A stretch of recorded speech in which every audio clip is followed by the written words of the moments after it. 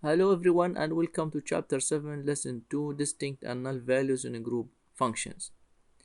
So here we are going to learn how to use distinct and how group functions deal with null values.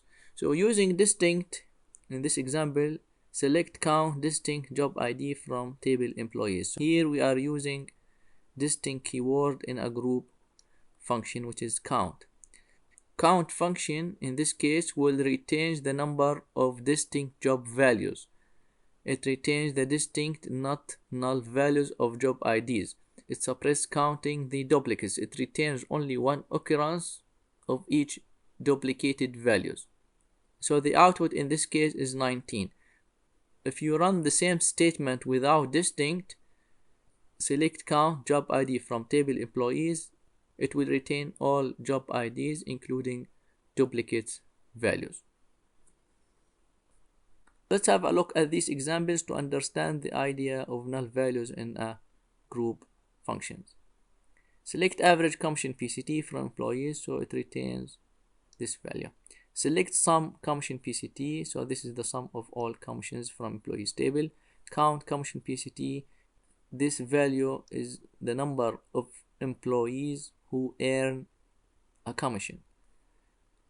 Sum commission PCT divided by count commission PCT. So this value divided by this value, it returns this value which matches the value from the previous example.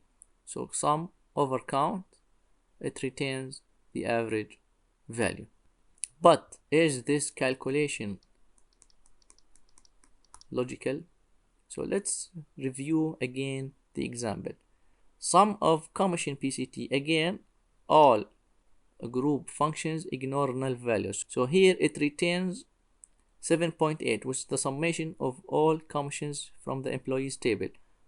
Any employee has a null value in the commission PCT will be ignored.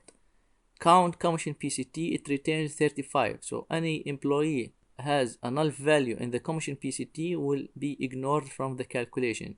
As we remember, there is 107 employees from the employees table, but here count commission PCT, it retains only 35. So that means only 35 employees earns a commission.